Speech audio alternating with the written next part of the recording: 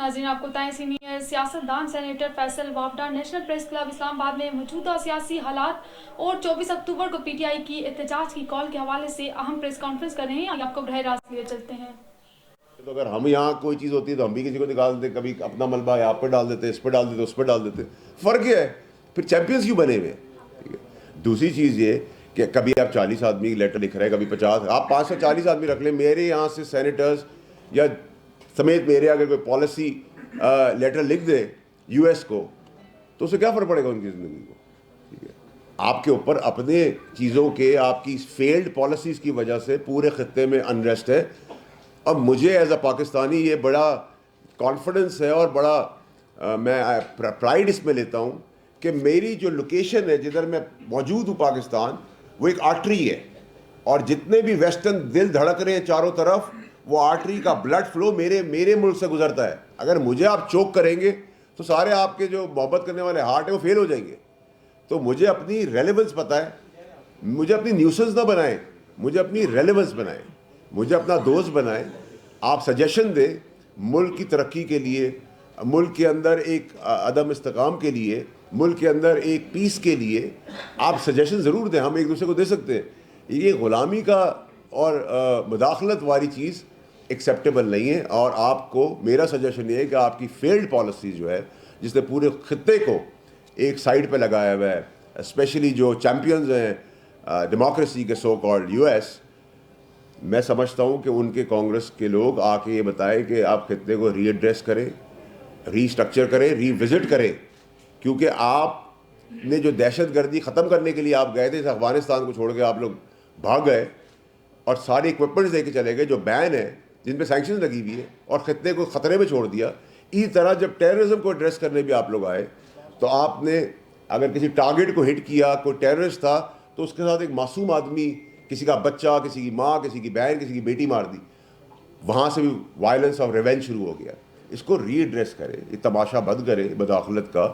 یہ ڈرامے بازی 24 کو ہو رہی ہے. میں آپ کو بھی کہہ رہا ہوں, نہ 24 کو کوئی رہائی ہو رہی ہے, نہ 24 کو کوئی مارکا پیش آ رہا ہے. یہ سارا جو کنسالیڈیٹ اندر ڈرامہ کیا تھا بیٹھ کے, جو ویلنگ ڈیلنگ کر کے سب آئے ہیں, جو گھوم پھر بھی رہے, یہ کہانیاں بھی کریں کہ عمران خان کے لیے آخری کال ہے اور 24 کو یہ ہو جائے گا. 7-8 ہزار آدمی, 10 ہزار آدمی, 20 ہزار آدمی, 25 ہزار آدمی, لاکھ آدمی, 2 لاکھ آدمی, 5 لاکھ آدمی, 50 لاکھ آدمی, 25 کروڑ کی آبادی میں what difference will it make. کچھ بھی نہیں ہوگا اس کے اندر. لیکن آپ لوگ پاکستانی قوم کو ضرور انفارم کریں کہ اندر خان نے عمران خان کو جیل میں ڈال کر اس کا سودا کر کے یہ سب کو مرات مل رہی ہے, سب کو کوئی نہ کوئی ریلیف مل رہا ہے پی ٹی آئی کے اندر. ان کو نہیں, سب کے پی کے ہاؤس میں بیٹھے ہوئے. پاکستان کا حصہ, کے پی کے بھی پاکستان کا حصہ, کوئی انڈیا کا حصہ نہیں ہے. اگر وہاں بھی ہمیں لگا کہ ملک کے خلاف کوئی سازش ہو رہی ہے, ادھر بھی ریڈ ہو جائے گی. آپ الزام لگائیں گے کل کہ جی ماس والے آ گئے, ڈالے آ گئے, یہ آ گئے, جاؤ جو الزام لگانا لگا لو. اچھا, پرابلم یہ ہے کہ فرسٹریشن ہوئی ہے. 26 امینڈمنٹ ہو گئی, ٹھوک بجا کے ہوئی, 27ویں بھی ہو جائے گی جب ضرورت پڑے گی. چلو 26 کی بات کر لیتے ہیں. اس کے بعد سروسز چیف جو سارے تھے ان کی مدت ملازمت بڑھ گئی, ججز کی تقرری ہو گئی, باقی سارے ایشوز ایڈریس ہو گئے, اکنامک انڈیکیٹرز بہتر آ گئے. میں اس کا کوئی کریڈٹ گورنمنٹ کو دینے کو تیار نہیں, میں تو ایس آئی ایف سی کو دینے کو تیار ہوں.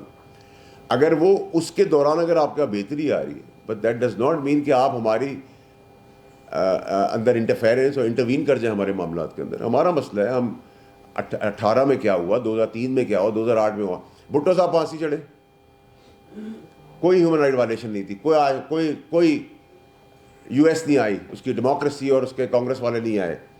ضیاء الحق صاحب کا جہاز پھٹا, امریکہ سے مر گئے, اس کو آج تک پروو نہیں کیا گیا. بی بی شہید ہو گئی, اس کے اوپر ہیومن رائٹس وائلیشن نہیں تھی.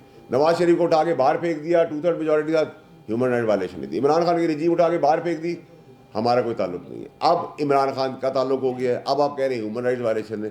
اگر میں یہ سارے الزام گھما کے آپ کے اوپر رکھ دوں جو آج تک امریکہ کے اندر ہو رہا ہے, جو آپ کے پریزیڈنٹ کے ساتھ ہوا, ٹھیک ہے, ہر قسم کا کیس آپ نے اس پہ بنایا, آپ نے میڈیا دبایا, آپ نے اس کے اوپر اساسینیشن اٹیک ہوا, کورٹوں میں اس کو گھسیٹا, تو کیا وہ الزامات لگانا میرے لیے بہتر ہوں گے؟ اس الزامات سے کیا میرے آپ کے تعلقات اچھے ہو جائیں گے؟ کیا اس الزامات سے میں کوئی بہتری ملک کے اندر کر رہا ہوں, دنیا کے اندر کر رہا ہوں؟ اور ایسا نہیں ہے کہ ہماری برادر ملک ہم سے دور ہیں, چاہے وہ چائنا ہو, چاہے وہ یو اے ای ہو, چاہے وہ قطر ہو, چاہے وہ ٹرکی ہو, اور فار دیٹ میٹر وہ رشیا ہو, تو ہمیں اپنے خطے کی پوزیشننگ جغرافیکلی بھی پتہ ہے کہ ہم کدھر بیٹھے ہوئے. ہم ایک آرٹری ہے, جس آرٹری کے تحت ہماری ضرورت ہے, لیکن ہمیں نیوسنس کے طور پہ نہیں, ریلیونس کے طور پہ لیں. ہمیں دوست لے کے چلیں, ہمارا سجیشن لیں, ہمیں سجیشن دیں, ہماری امداد کریں, ہماری ہیلپ کریں, ہماری پالیسی کو بہتر کریں. آپ کے اوپر ڈاکیومنٹریز بنی ہوئی ہیں, آپ کے ہٹ مین کے سوالات ہیں آپ کے اوپر پوری دنیا کے اندر. یہ وہ 25-30 سال پرانا والا دنیا نہیں رہی کہ آپ نے لابیز کے تھرو ملینز آف ڈالر دے دیے اور مجھے آگے کسی لابیز نے آگے کہا کہ یار وہ 50-60 آپ بھی سائن کر دیں, ہم بھی سائن کر دیں, اور کر دیں گے تو بہت کچھ ہو جائے گا. کچھ نہیں ہو رہا. یہ ہمارا انٹرنل میٹر ہے. اور اگر آپ کو پھر بھی کوئی, ویسے بھی بہت سارے ممالک جب انفلوئنس کرتے ہیں تو ہم بیماری کی رپورٹ بنا دیتے ہیں, ان کو بھیج دیتے ہیں. تو اگر آپ کو ایسی چیز کرنی ہے تو وہ بھی ہمیں بتا دیں, کھل کے بتائیں نا, ہمارے ڈرامے اور گیم نہ کریں. اور یہ 24 کا بھی جو کیوس کریٹ ہوا ہے, ویسے تو آپ لوگوں کو خود ہی نیکسٹ 72 گھنٹے میں چیزیں خود ہی پتہ چل جائیں گی, وہ زیادہ آپ لوگ انفارمڈ ہیں. لیکن اندر خانے پوری پی ٹی آئی کی لیڈرشپ کہیں نہیں موجود سوائے کے پی کے کی.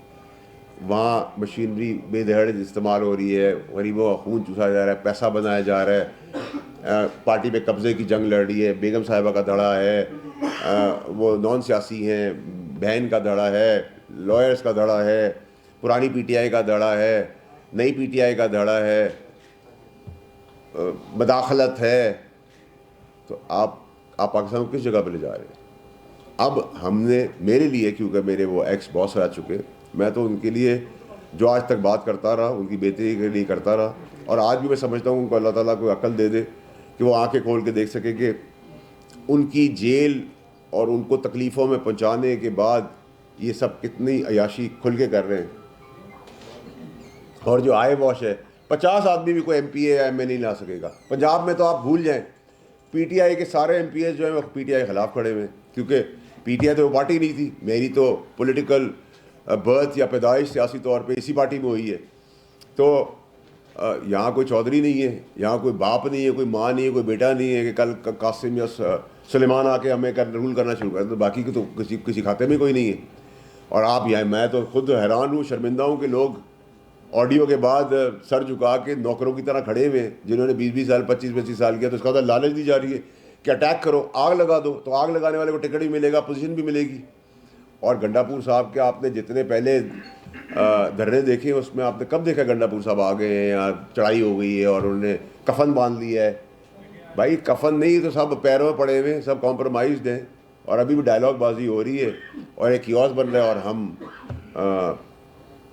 کم عقل جو ہماری گورنمنٹ ہے وہ کنٹینر بند کر کے اس کو کامیاب کر رہی ہے. تو میرا جو آج جو مدعا تھا وہ صرف یہ تھا کہ ایک تو مداخلت پہ میں سارے پاکستانیوں کو کھڑا کرنا چاہتا ہوں کہ یہ مداخلت ہمیں نہ برداشت تھی نہ ہے. ہماری انٹیگریٹی ہے, ہماری عزت ہے, ہم شاید اتنا ترقی یافتہ ملک نہیں ہے.